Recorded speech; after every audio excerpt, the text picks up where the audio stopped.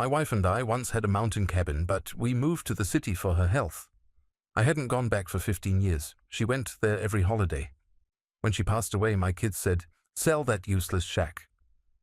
I decided to visit before selling, but when I opened the basement's trapdoor, I froze at what she was hiding down there. I'm glad to have you here. Follow my story until the end and comment the city you're watching from, so I can see how far my story has reached. I stood in front of the mountain cabin, my hands trembling as I gripped the rusty key. 15 years. It had been 15 years since I last set foot in this place, and now, 3 months after Crystal's funeral, I was finally here again. The wooden steps creaked under my weight, each sound echoing through the silence like an accusation. The drive up had been brutal. 2 hours of winding mountain roads, my knuckles white against the steering wheel as memories crashed over me like waves. Crystal used to make this trip every holiday, every long weekend, sometimes staying for weeks at a time. "I need the mountain air for my health," she would say, her voice soft but determined. "The doctor said it would help with my breathing." I never questioned it. Why would I? Crystal had always been fragile, delicate in a way that made me want to protect her. When we moved to the city 40 years ago, leaving this cabin behind, it was supposed to be temporary. Just until she felt better. Just until the specialist could figure out what was wrong with her lungs. But temporary became permanent. And I got caught up in work, in providing, in the endless cycle of city life. "Dad, you need to get rid of that useless shack," my son Michael had said at the funeral reception, his voice sharp with impatience. "What's the point of keeping it? Mom's gone and none of us want to deal with some falling apart cabin in the middle of nowhere." My daughter Sarah nodded in agreement, already calculating numbers in her head the way she always did. "The property taxes alone are a waste of money, and the drive up there is ridiculous. Just sell it and be done with it." They talked about it like it was nothing, like it wasn't the place where Crystal and I had spent our first years of marriage, where we had dreamed of raising children surrounded by pine trees and mountain silence. Like it wasn't the place Crystal had retreated to every chance she got for the past 15 years, always returning with color in her cheeks and a peace in her eyes that I rarely saw in the city. But they were probably right. What did I need with a mountain cabin at 60 years old? Crystal was gone, and with her went any reason to maintain this place. The smart thing would be to list it with a realtor, take whatever money I could get, and move on with my life. That's what I told myself as I drove up here today. I was just going to do a quick walkthrough, assess what needed to be cleared out, maybe take a few photos for the real estate listing. Get it over with so I could finally close this chapter of my life. The key stuck in the lock and I had to jiggle it for several seconds before it finally turned. The door swung open with a groan that seemed to echo through the mountains. The smell hit me immediately, a mixture of pine wood, old fabric, and something else. Something distinctly Crystal. Her lavender soap, maybe, or the lotion she always used. For a moment I could almost pretend she was just in the next room, waiting for me to call out her name. The living room looked exactly as I remembered it, only smaller somehow. The furniture we had bought together in our 20s, the braided rug Crystal's mother had made for us as a wedding gift, the stone fireplace where we used to sit for hours, talking about our future. Everything was clean, well maintained, as if Crystal had just stepped out for a walk. I moved through the rooms slowly, each one stirring memories I had buried under years of routine and responsibility. The kitchen still had the yellow curtains Crystal had sewn by hand, now faded but still cheerful. The bedroom still smelled faintly of her perfume. Everything was preserved like a shrine frozen in time. It wasn't until I reached the back of the house that I noticed something strange. There was a door I had forgotten about, one that led to what used to be a small storage area under the house.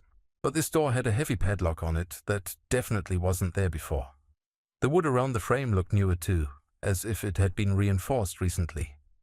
I stared at the lock, confusion creeping up my spine. Crystal had never mentioned renovating anything down here. In fact, she rarely talked about the cabin at all when she came home from her visits. She would just smile that peaceful smile and say it was nice to have time to think, time to breathe. I had assumed she spent her time reading, maybe gardening, doing the quiet activities that brought her joy. But why would she need to lock a storage area? What could possibly be down there that required such security? I searched through Crystal's purse, which I had brought with me along with her other belongings from the car. Her keyring was complicated, full of keys I didn't recognize. Some were clearly for the cabin, others for our city house, but there were several small keys that could fit a padlock. It took 3 tries before I found the right one. The lock clicked open with a sound that seemed unnaturally loud in the mountain silence. I pulled the heavy door open and peered down into darkness. There were stairs leading down, wooden steps that looked much newer than the rest of the house. The air that drifted up was different too. Not musty like I would have expected from a basement, but clean, almost sterile. My hand found the light switch on the wall and I flipped it on. Light flooded the space below, and what I saw made me catch my breath. This wasn't a storage area at all. The entire basement had been completely transformed into something I couldn't have imagined in my wildest dreams. The walls were painted white and lined with professional lighting. There were easels positioned around the room, canvases both finished and unfinished, brushes organized in neat rows, tubes of paint arranged by color like a rainbow. The floor was covered with drop cloths, spattered with years of creative work. This was an art studio, a real professional art studio. But that wasn't the most shocking part. The most shocking part was the paintings themselves. They covered every available wall space, dozens of them, maybe hundreds. Landscapes that took my breath away. Portraits so lifelike they seemed to watch me as I descended the stairs, still life compositions that made ordinary objects look magical. The technique was masterful, the style confident and mature. These weren't the works of a hobbyist or someone playing around with art as a pastime. These were the paintings of a serious artist, someone with real talent and years of experience, and every single one of them was signed with Crystal's name. I stood at the bottom of the stairs, my legs suddenly weak, staring at a wall of paintings that my wife of 40 years had created in secret. Crystal, who had always claimed she had no artistic ability whatsoever. Crystal, who would laugh and shake her head whenever anyone suggested she try painting or drawing. Crystal, who had spent decades telling me and everyone else that she was terrible with anything creative. My hands shook as I moved closer to examine the paintings. They were dated, some going back more than a decade. 15 years worth of secret art, created during her solitary trips to the mountain cabin while I stayed behind in the city, working late and never questioning why my wife needed so much time alone. The style evolved over the years, I could see that much. The earlier paintings were more tentative, still beautiful but less confident. The recent ones were breathtaking, showing a mastery of light and color that took my breath away. She had been getting better, growing as an artist, developing her voice all these years while living a completely different life up here in the mountains. In the corner of the room I found a small desk covered with paperwork. My heart pounded as I approached it, afraid of what else I might discover. The first thing I saw was a letter from a gallery in Denver, dated just 6 months ago. "Dear Miss Whitmore," it began, and I frowned at the unfamiliar name until I realized it must be a pseudonym Crystal had been using. "We are delighted to inform you that your latest collection has sold completely. The response from collectors has been extraordinary. Please find enclosed your check for $12,800. $12,800. I stared at the number, my mind struggling to process what I was reading. Crystal had been selling her art, not just painting as a hobby, but actually selling it to galleries, making money, building what looked like a real career as an artist. How was this possible?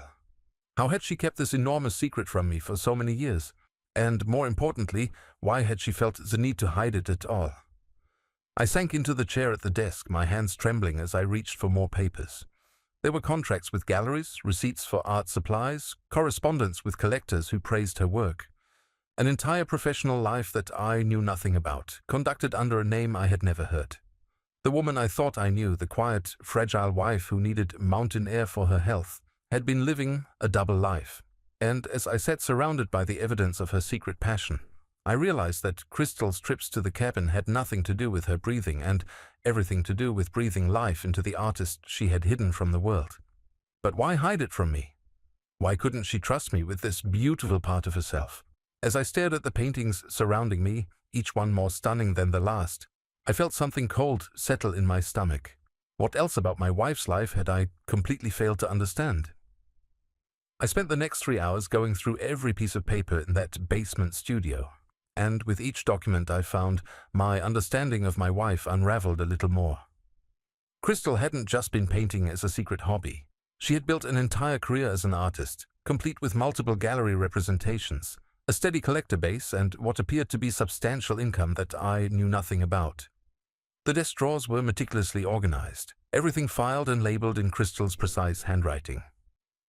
Gallery correspondence contained letters from 6 different galleries across Colorado and New Mexico. Sales records held copies of invoices and payment confirmations going back 12 years. Commission requests overflowed with inquiries from private collectors asking Crystal to create custom pieces, but it was the folder marked Financial Records that made my hands shake as I opened it. Bank statements from an account I had never seen before, one that Crystal had opened 15 years ago under her pseudonym Eleanor Whitmore. The balance on the most recent statement was $57,432. $57,000. More money than Crystal and I had in our joint savings account. Money she had earned entirely on her own, from art she created in secret, while I thought she was just getting mountain air for her health. I flipped through the statements, watching the account grow steadily over the years. Deposits of $2,000 here, $5,000 there, sometimes as much as $8,000 in a single month. The woman I had been married to for 40 years had been earning more money from her art than I made in some months from my job at the hardware store. My chest felt tight as I continued reading. There were other accounts too, smaller ones but still significant. A savings account with nearly $20,000. A certificate of deposit worth $15,000 that had been automatically renewed just last year. Crystal had accumulated a small fortune, and I had no idea any of it existed. But the money wasn't what hurt the most.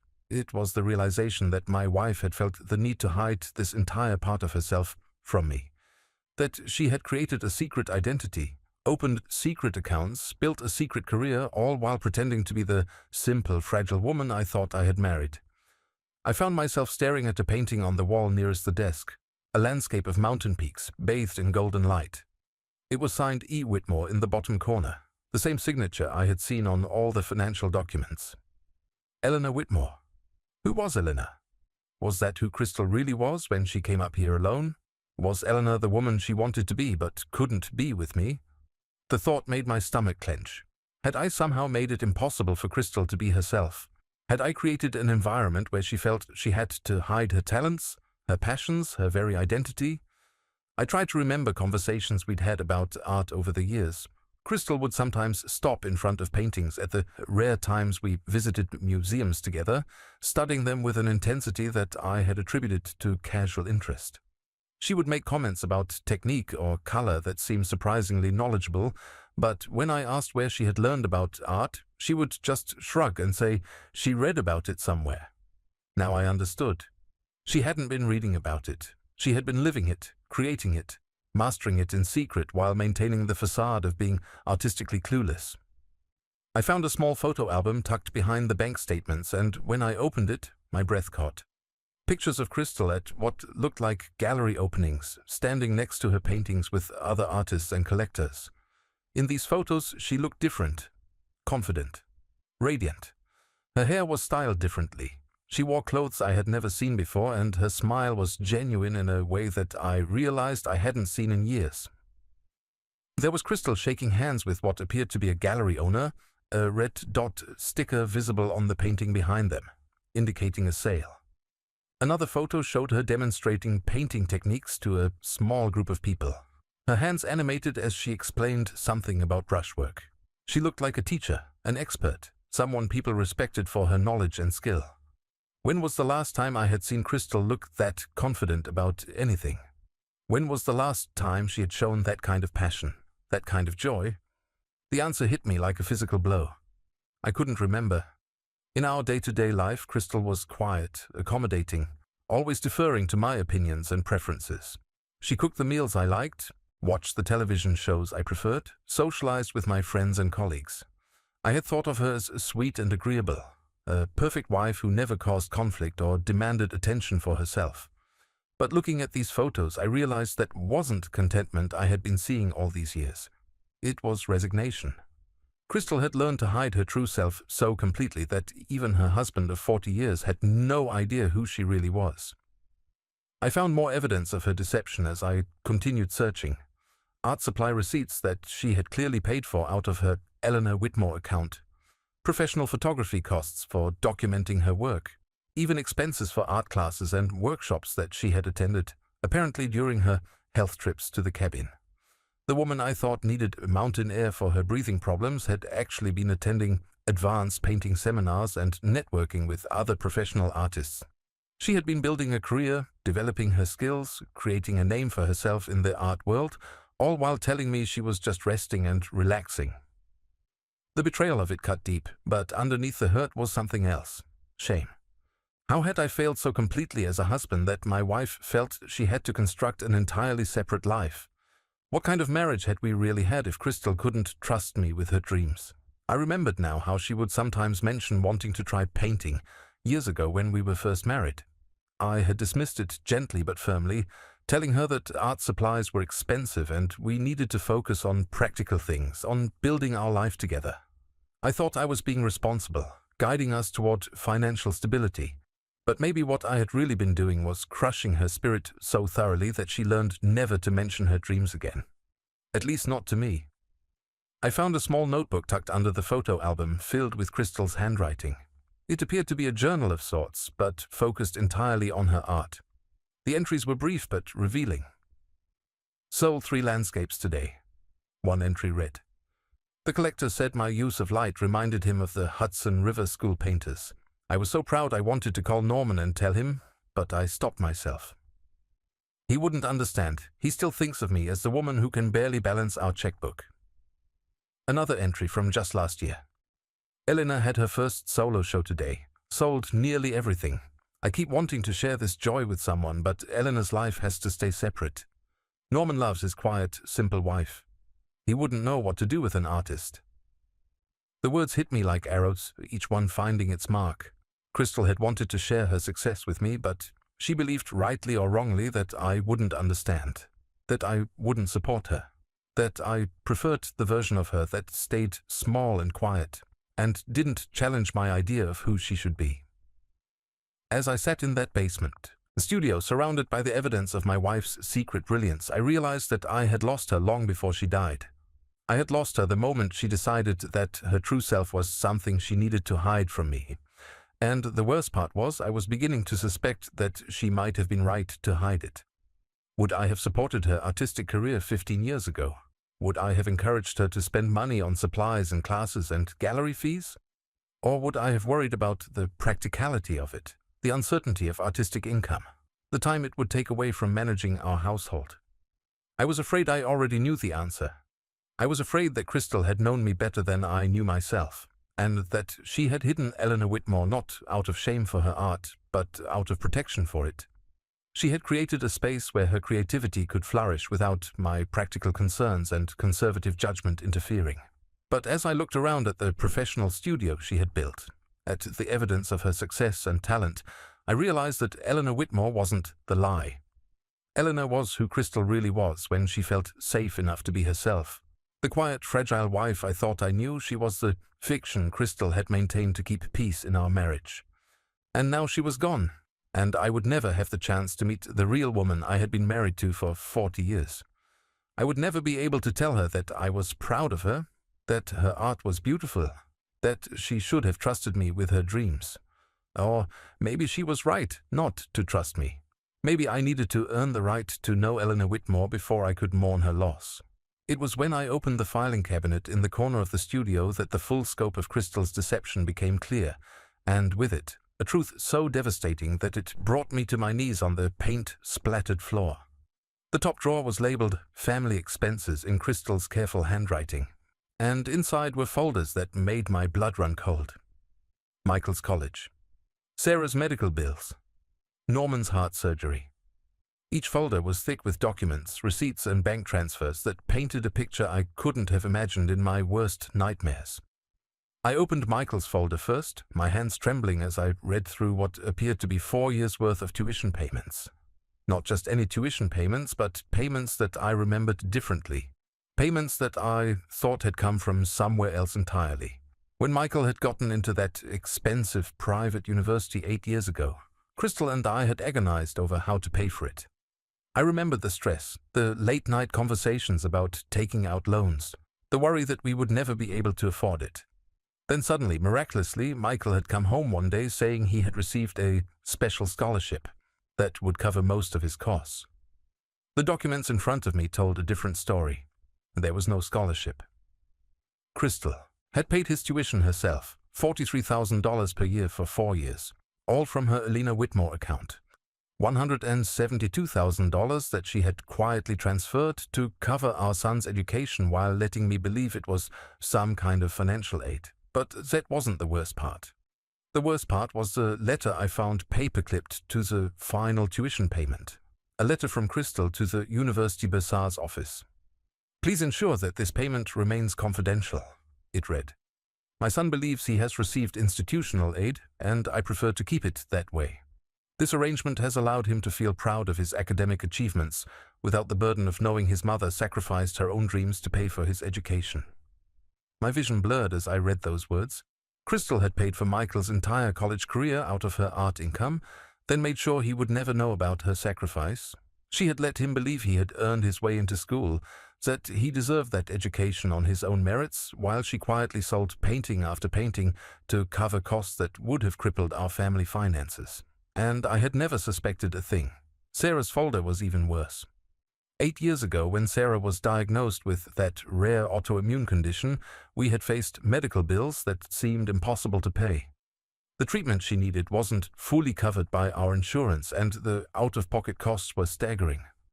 I remembered the panic, the sleepless nights wondering how we would come up with $25,000 for the experimental therapy her doctors recommended.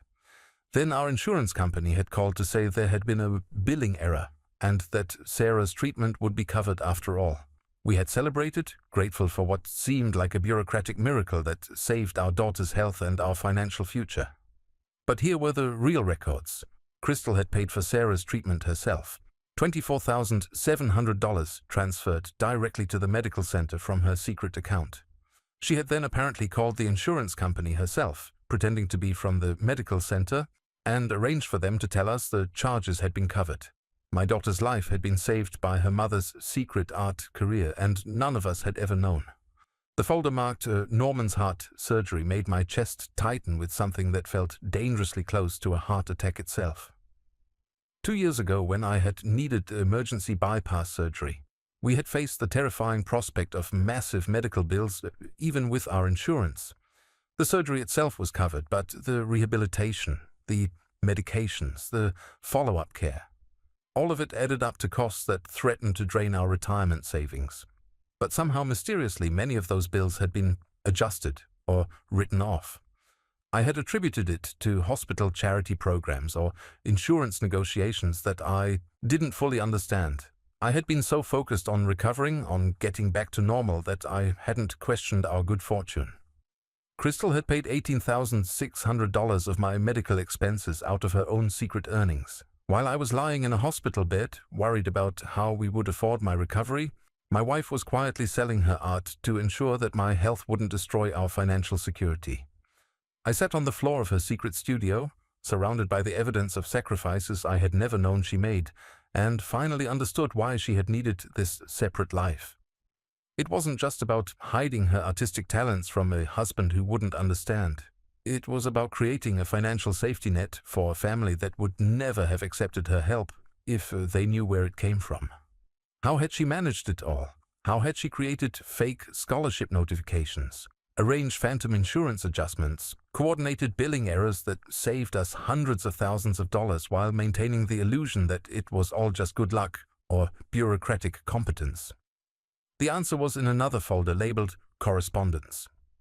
Crystal had apparently spent years learning to navigate insurance systems, medical billing departments, and university financial aid offices. She had studied the language they used, learned the procedures they followed, and then carefully inserted herself into those processes to quietly pay for her family's needs, without them ever knowing. There were draft letters she had written, practicing the official language she would need to convince a billing department that charges had been covered by a different department. Phone scripts she had prepared for conversations with insurance representatives. Research she had done on scholarship programs so she could create convincing documentation for Michael. Crystal had essentially become a one-woman charity organization for her own family, using her art income to subsidize our lives while letting us all believe we were financially independent. The organization, the attention to detail, the sheer determination it must have taken to maintain these deceptions for years while continuing to create and sell her art, it was staggering. But why? Why go to such elaborate lengths to help us while hiding it? Why not just tell us she had this income and offer to help openly? I found the answer in a small notebook tucked behind the correspondence folder, filled with what appeared to be Crystal's private thoughts about money and family.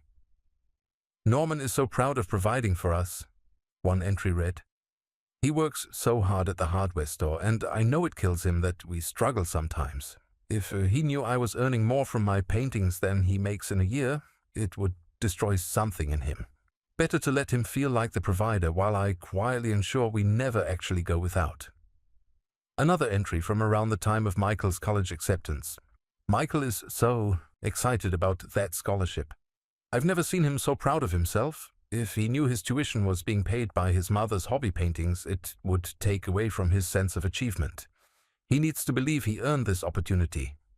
And then most painfully, "They all think of me as the quiet wife and mother who doesn't contribute much beyond keeping house and providing emotional support. If they knew I was secretly the family breadwinner, it would change everything between us. They love me as I am, or as they think I am. Elena Whitmore would complicate their simple image of who Crystal should be." Crystal had understood something about our family dynamics that I had been completely blind to. She had recognized that my identity was wrapped up in being the provider, that Michael's self-esteem depended on feeling like he had earned his opportunities, that Sarah's gratitude for her medical care was tied to feeling like we had all sacrificed together to save her. So she had sacrificed in secret, creating elaborate deceptions to allow us all to maintain our comfortable roles while ensuring that money never became the crisis that could have destroyed us.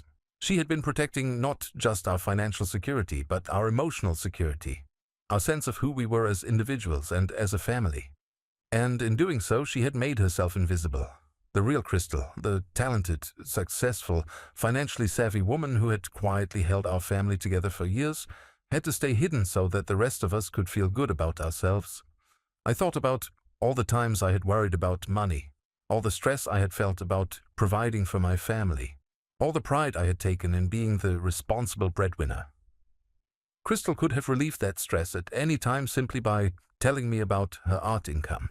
But she had chosen to let me carry that burden because she understood that I needed to feel useful, needed to feel like the man of the house.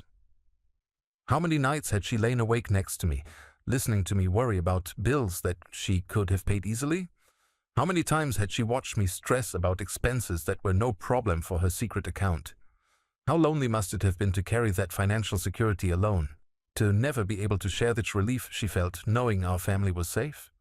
The woman I thought I had known, the simple mountain wife who needed peace and quiet for her health, had actually been the backbone holding our entire family together.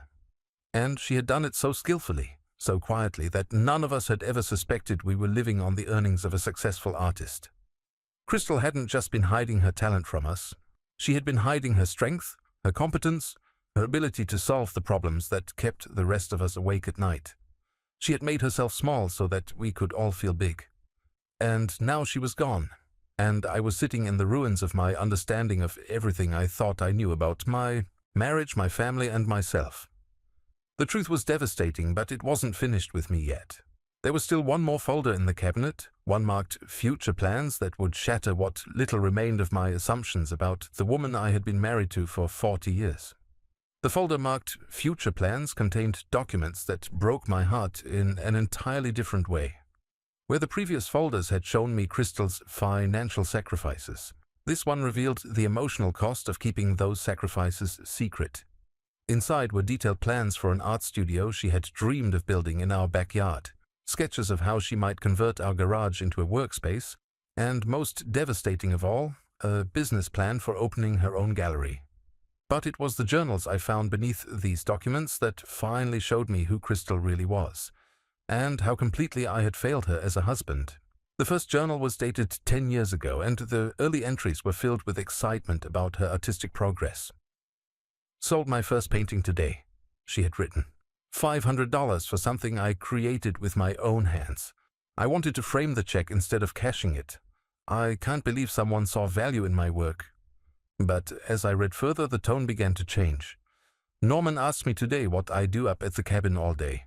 I told him I read and rest, which isn't technically a lie, but it felt awful.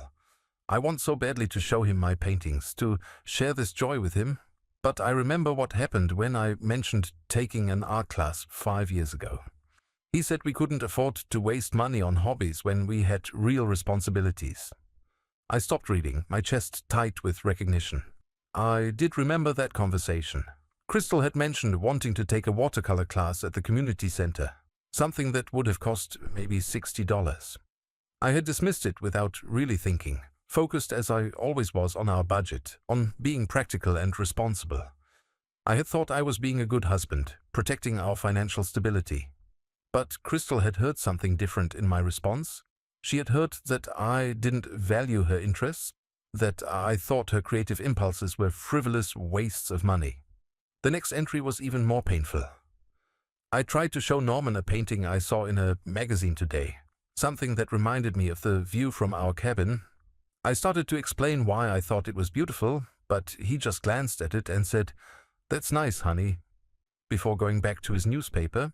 I don't think he even really looked at it. I wanted to tell him that I could paint something like that I have been painting things like that, but what would be the point? He's already decided that art isn't important. I had no memory of this conversation, which made it even worse. To me, it had probably been a throwaway moment, a brief distraction from whatever I was reading. To Crystal, it had been a tentative attempt to share her passion with me, and my dismissive response had shut her down completely. The journals chronicled years of similar moments, small interactions that I had forgotten but that had built up in Crystal's mind as evidence that I wouldn't support her artistic dreams. My practical concerns about money, my casual dismissals of anything that seemed impractical, my focus on work and responsibilities that left little room for what I thought of as leisure activities. Michael came home today excited about an art project he's working on at school. One entry read, Norman told him that art was fine as a hobby, but he needed to focus on subjects that would help him get a real job someday. I wanted to argue, to say that art can be a real job, but how could I when I'm hiding my own artistic career? I'm teaching my children that creativity doesn't matter by pretending it doesn't matter to me. That conversation I did remember. Michael had been maybe 12 years old, enthusiastic about a painting he was working on in art class. I had encouraged him to keep art as a hobby while focusing on math and science for his future. I thought I was giving him practical advice about building a stable career. But Crystal had seen it differently. She had watched me discourage our son's artistic interests while she was secretly building a successful art career of her own. She must have felt like a fraud, staying silent when she could have been an example of how art could be both meaningful and profitable. Sarah mentioned today that she might want to study graphic design in college. Another entry revealed. Norman immediately started talking about more practical majors, about how creative fields are unreliable. I sat there saying nothing, knowing that my art income could easily pay for her design school, knowing that I could tell her that creativity can be financially successful. But how can I encourage her dreams when I'm too afraid to admit my own? I remembered that conversation too. Sarah had been interested in design, and I had steered her toward business instead, worried about her ability to make a living in a creative field. With my encouragement, she had chosen accounting, a decision she had never seemed entirely happy about. But Crystal could have supported Sarah's artistic interests. Crystal was living proof that creative work could be profitable and fulfilling. She could have mentored our daughter, helped her understand the business side of creative careers, maybe even collaborated with her. Instead, she had stayed silent, watching me push our daughter away from the very path that had brought Crystal so much joy and success. The journal showed me a woman trapped between two identities. At the cabin, she was Eleanor Whitmore, confident artist and successful businesswoman. At home, she was Crystal, the quiet wife who deferred to her husband's practical judgment and kept her own opinions to herself. I sold a painting today for $3,000, she had written. My largest sale yet. The collector said it was museum quality. I wanted to celebrate, to take Norman out to dinner and tell him how proud I am of what I've accomplished. Instead, I came home and cooked his favorite meatloaf and listened to him complain about the cost of groceries. I live in two worlds now, and sometimes I forget which one is real. $3,000 for a single painting. At that time, I was making maybe $400 a week at the hardware store, and here was my wife earning more in one sale than I made in a month. But she couldn't tell me about it because she was afraid I would feel diminished, threatened, or somehow less valuable as a provider. She was probably right to be afraid. Reading these journals, I realized that I might not have handled the news well 10 years ago. My sense of self was so tied up in being the breadwinner, the practical one, the responsible adult in our marriage, that learning Crystal was more financially successful than me would have been devastating to my ego.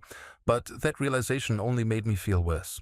What kind of man had I been that my wife felt she needed to hide her success to protect my feelings?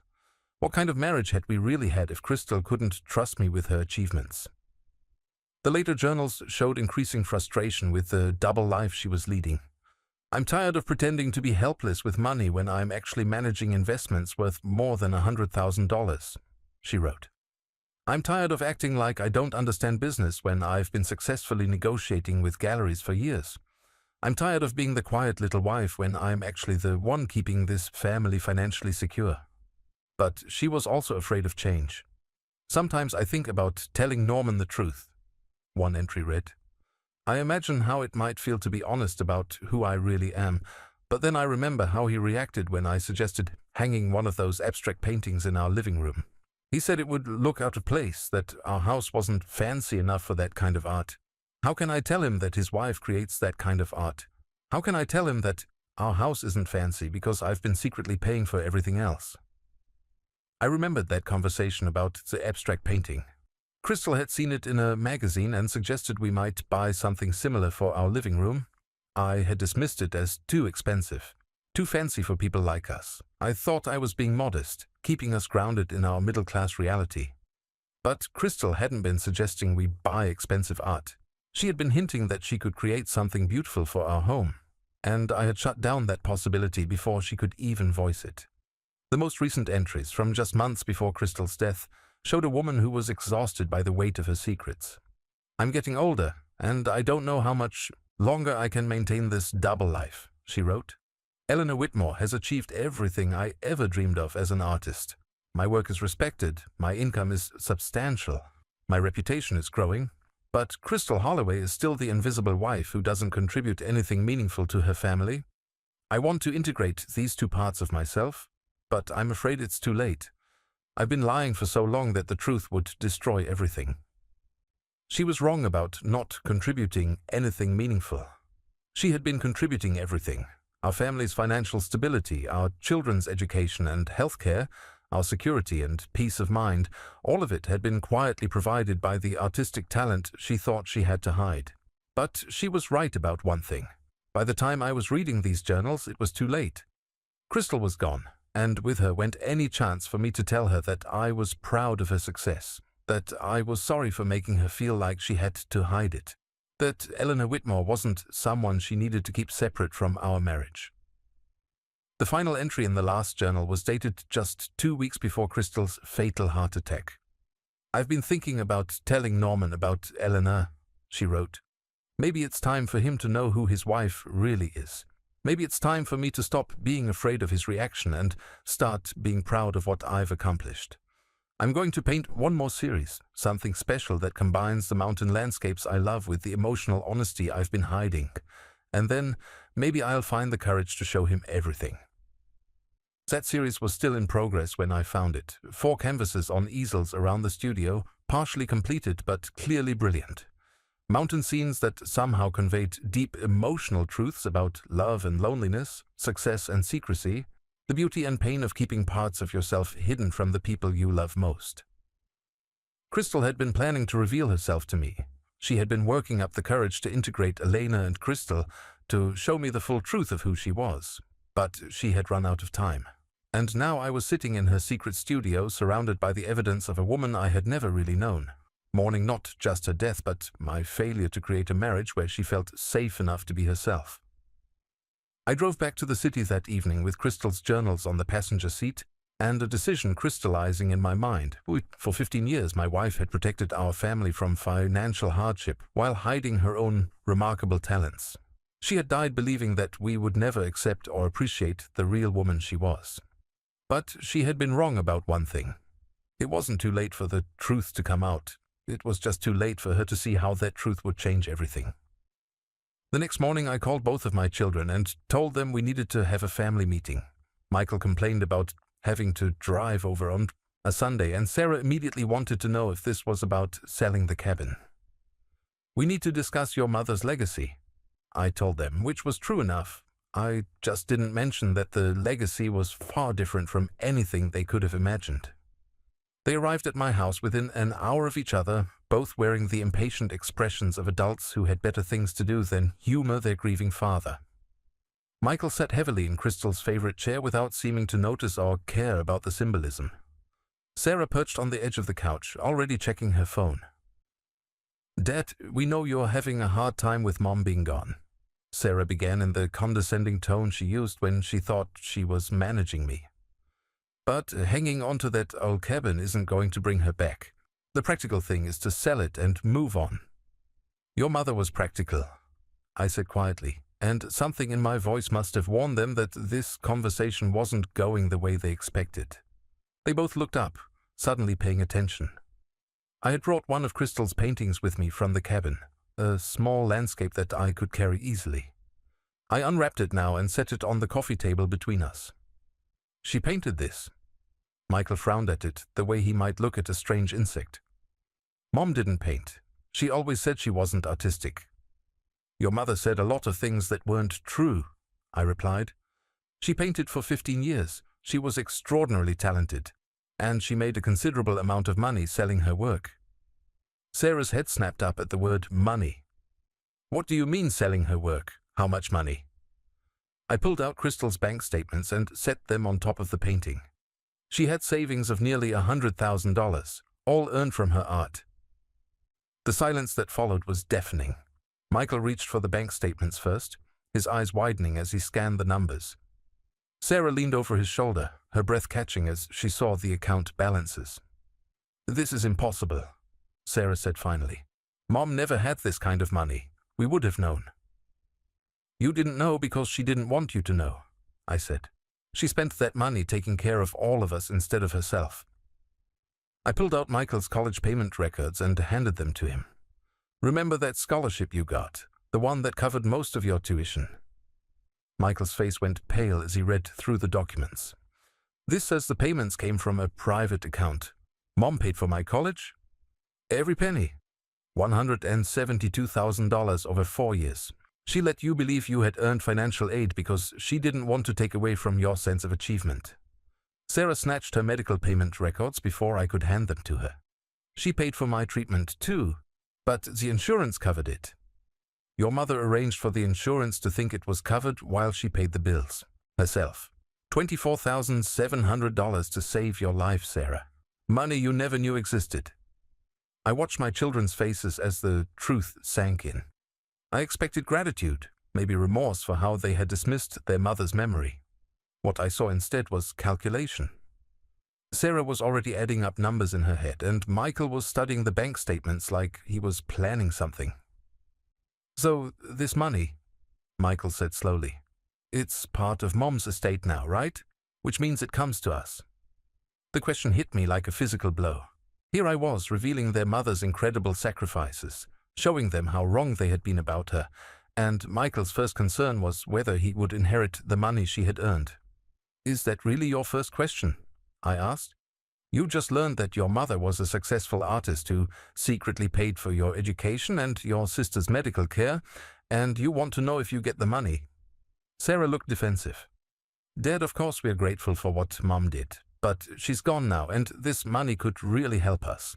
I have student loans from graduate school, and Michael's been talking about starting his own business." "Student loans that your mother would have paid if she had known about them," I said, my voice rising. "A business that she would have funded if you had ever bothered to ask about her life instead of dismissing her as a simple housewife." Michael shifted uncomfortably in his chair. "Look, Dad, we didn't know Mom was hiding all this. That's not our fault. She chose to keep it secret. She kept it secret because she knew you wouldn't respect her for it, I said, the words coming out harsher than I intended. She was afraid that if you knew she was financially successful, you would treat her differently. She wanted to be loved for who you thought she was, not used for what she could provide. That's not fair, Sarah protested. We loved Mom. Just because we didn't know about her art doesn't mean we didn't care about her. I pulled out Crystal's journals and set them on the table. She wrote about you, about all of us. She wrote about how I dismissed her interest in art, how I steered you away from graphic design, Sarah, because I thought creative careers were impractical, how I told Michael that art was just a hobby. She watched us undervalue everything she cared about while she secretly excelled at it. Sarah reached for one of the journals, but I pulled it back. She wrote about feeling invisible in her own family, about wanting to share her success with us but being afraid we would either diminish it or try to take advantage of it. So what are you saying? Michael's voice was tight with anger. That we're terrible people because we didn't realize Mom was some kind of secret artist? How were we supposed to know if she never told us? You were supposed to know because you were supposed to pay attention to her as a person instead of just assuming she existed to take care of everyone else, I said. When was the last time either of you asked your mother what she was interested in? When did you last ask about her dreams, her goals, her thoughts about anything that wasn't related to cooking your favorite meal or remembering your birthday? The silence that followed told me everything I needed to know. My children had no answer because they had never thought of Crystal as a person with her own interior life. She had been Mom, the woman who handled the domestic details of family life, not Crystal, the individual with her own talents and aspirations. She paid for Michael's college because she wanted him to succeed, I continued. She paid for Sarah's medical care because she couldn't bear the thought of her daughter suffering. She never told either of you about it because she loved you enough to let you feel proud and independent. And now we're supposed to feel guilty about inheriting her money? Sarah asked, but her voice had lost some of its earlier confidence. You're supposed to feel something, I said. Anything besides calculating how much you're going to get. Your mother was a remarkable woman who sacrificed her own recognition to make your lives better, and the first thing you want to know is whether her death benefits you financially. Michael stood up, pacing to the window. Dad, I appreciate what Mom did for us, I really do, but she's gone. Getting upset about money she left behind isn't going to change anything. The money isn't the point, I said. The point is that you're proving her right. You're proving that she was smart to hide her success from you because you can't see past what it might do for you to what it meant for her. Sarah was quiet for a long moment, staring at the painting on the table. When she finally spoke, her voice was smaller than before. She was really talented, wasn't she?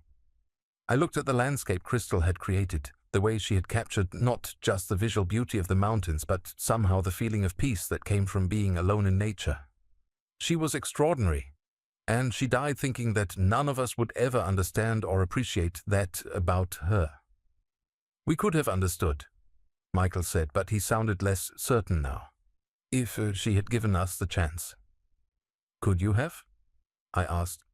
Because you're getting that chance right now, and instead of asking to see more of her work or wanting to learn about her artistic journey, you're focused on the inheritance.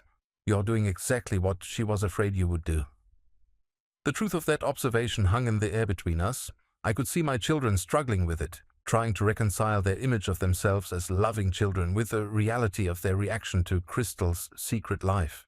But it was too little, too late. Crystal had spent years believing that her family saw her as nothing more than a caretaker and service provider. My children's immediate focus on the financial implications of her death had proven her fears completely justified. So, what happens now? Sarah asked finally. I looked at my children, these adults who had benefited enormously from their mother's secret sacrifices while never recognizing her worth, and I made a decision that Crystal never could have made for herself. Now you learn what your mother really thought of this family, I said, and then you learn what she wanted done with her legacy. I hadn't told them yet about the final document I had found in Crystal's studio, the one that would change everything they thought they knew about their inheritance, but I could see that they weren't ready for that revelation yet. First, they needed to understand who their mother really was and how completely they had failed to see her. The reckoning Crystal had been too gentle to demand in life was finally going to happen. And unlike her, I was not going to protect my children from the consequences of their blindness. I waited until my children had fully absorbed the reality of their mother's secret life before I revealed the document that would change everything. It was a will that Crystal had written under her Eleanor Whitmore identity, separate from the family will we had filed years ago. A will that disposed of her artistic assets and earnings according to her true wishes, not the assumptions my children had been making about their inheritance. "There's something else," I said, pulling out the legal document I had found in Crystal's studio safe. "Your mother wrote a separate will for her artistic estate, all of her paintings, her art income, and her savings from 15 years of secret work." Sarah reached for the document, but I held it back. "Before you read this, I want you to understand something. Your mother spent years watching this family dismiss her interests, her opinions, and her contributions. She died believing that we would never value her for who she really was. This will reflect those beliefs." Michael's face had gone pale. "What are you saying, Dad?" I opened the document and began to read. "I, Eleanor Whitmore, being of sound mind and body, do hereby bequeath my artistic works and the financial proceeds thereof to the Crystal Mountain Art Foundation, a charitable organization to be established for the purpose of supporting rural women artists who lack family support for their creative endeavors." The silence that followed was absolute. Sarah's mouth fell open. Michael slumped back in his chair as if he had been physically struck. "She left everything to charity?" Sarah whispered. "She left everything to women like herself," I corrected. "Women whose families don't believe in their talents, women who have to hide their creativity to keep peace at home, women who sacrifice their artistic dreams to take care of everyone else." I continued reading. "It is my hope that this foundation will provide financial support and encouragement to artists who, like myself, have been forced to pursue their passions in secret due to family circumstances that do not value creative expression." Michael found his voice first. "This is insane. Mom was our mother. She can't just give away our inheritance to strangers." "She can, and she did," I said. "Everything Eleanor Whitmore earned belongs to Eleanor Whitmore's estate, not to Crystal's family. Your mother very carefully kept these two identities legally separate for exactly this reason." Sarah was shaking her head in disbelief. "But we're her children. We loved her. She can't have really believed that we wouldn't support her art." I pulled out one of Crystal's journals and read directly from it. Sarah dismissed my suggestion about graphic design as impractical before she even finished explaining her interest. "Michael thinks art is just a hobby for people who can't do real work. Norman has never once asked to see anything I've created, even when I've hinted that I have creative interests. They love Crystal the caretaker, but they would not respect Elena the artist." "That's not true," Michael protested, but his voice lacked conviction. "Isn't it?" I asked. "The first thing you wanted to know when I told you about the money was whether you would inherit it. Not whether you could see more of her work, not whether you could learn about her artistic journey, but whether her death would benefit you financially." Sarah was crying now, but whether from grief or frustrated greed I couldn't tell. "We didn't know, Dad. We couldn't support something we didn't know existed." "You couldn't support something you never bothered to look for," I replied. "Your mother spent 15 years dropping hints about her interests, trying to share small pieces of her artistic knowledge with you, hoping someone in her family would notice that she had depth beyond domestic duties. You all chose not to see it." I stood up and walked to the window, looking out at the suburban neighborhood where Crystal and I had raised our children, where she had lived a quiet life of service while her true self remained hidden in a mountain studio. "There's more to the will," I said without turning around. "Your mother established specific criteria for the women who will receive support from her foundation.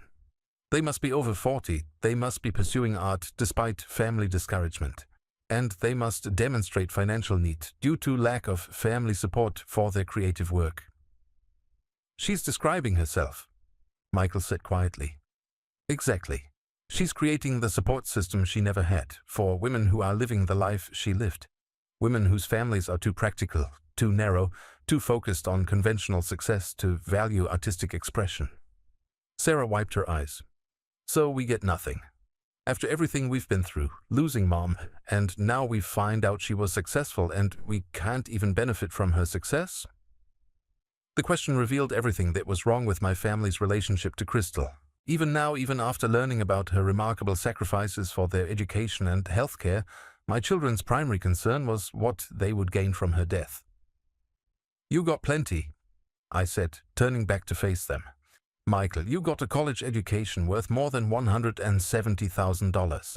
Sarah, you got life-saving medical treatment worth nearly $25,000. You both got years of financial security because your mother was quietly ensuring that our family never faced real hardship." "But that was different," Sarah protested.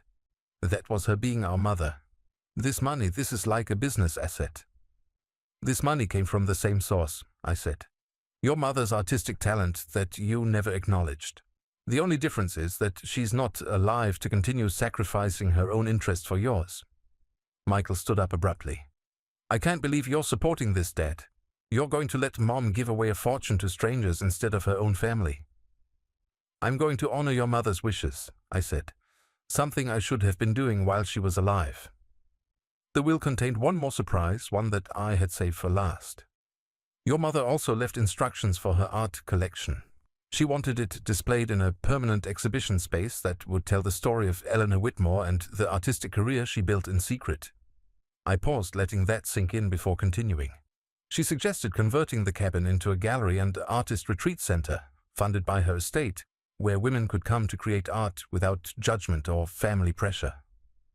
Sarah's face went white. "The cabin? She wants to turn our family cabin into some kind of art commune?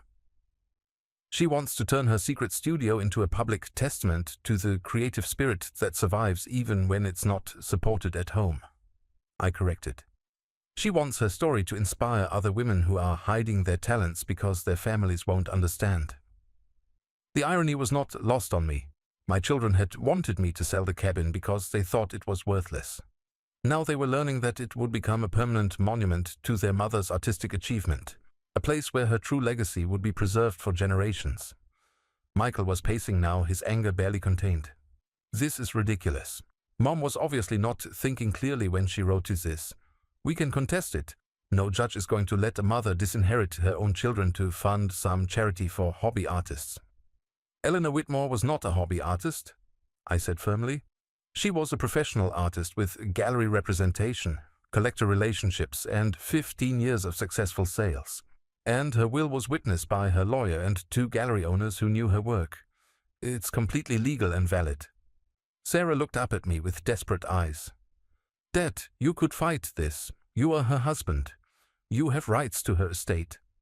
"I do have rights," I agreed, "and I choose to exercise them by ensuring that your mother's wishes are carried out exactly as she intended." My children stared at me as if I had betrayed them, as if honoring their mother's clearly stated desires was somehow an act of treachery against my own family. But I could see in their faces the same dismissive attitude that had driven Crystal to hide her true self for 15 years. They still didn't see her as an artist worthy of respect. They still thought of her success as money that should rightfully belong to them. They still believed that Crystal existed primarily to serve their needs, even after her death. "You'll change your mind," Michael said as he headed for the door. "When you've had time to think about this rationally, you'll realize how crazy it is to give away Mom's money to strangers." Sarah followed him, pausing only to say, "I hope you're happy, Dad. I hope Mom's art friends are worth losing your children over." After they left, I sat alone in the house I had shared with Crystal for 40 years, surrounded by the comfortable furniture and family photos that had hidden her true self so completely. I picked up the small painting she had created, studying the way she had captured both the beauty and the loneliness of the mountain landscape. For the first time since her death, I felt close to the real Crystal, the woman I had been married to but never truly known. Eleanor Whitmore had been generous and strong and remarkably talented. She had created beauty while carrying the burden of family responsibilities that no one else even recognized. She had deserved better than a husband who dismissed her interests and children who saw her only as a source of practical support.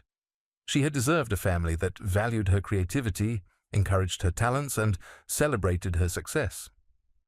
Since I couldn't give her that recognition in life, the least I could do was ensure that her death created the opportunities for other women that she had never had for herself. 2 months later, I stood in the converted cabin, now the Eleanor Whitmore Gallery and Artist Retreat, watching the first group of women artists explore the space where Crystal had created her secret masterpieces. The walls displayed her complete collection, each painting labeled with Eleanor's signature and the story of the hidden artist who had created beauty while believing her family would never understand its value.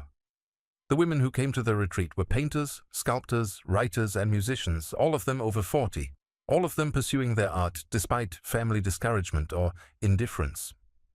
They understood immediately what Crystal had been through, and they treated her work with the respect and admiration it had always deserved. Standing in that space, surrounded by Crystal's legacy and the women she had chosen to support, I finally felt the peace that had eluded me since her death. I had failed Crystal as a husband, but I would not fail Eleanor as the executor of her artistic estate. My children had not spoken to me since the gallery opened.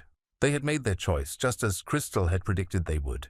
When forced to choose between respecting their mother's artistic legacy and pursuing their own financial interests, they had chosen greed over gratitude. But Crystal had made her choice too. She had chosen to ensure that her life's work would support women who understood the courage it took to create art in the face of family indifference. She had chosen to transform her secret pain into public inspiration.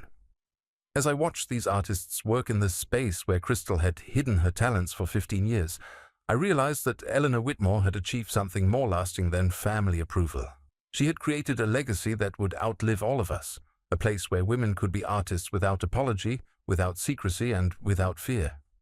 Crystal had spent her life being invisible to her family, but Eleanor Whitmore would be remembered forever.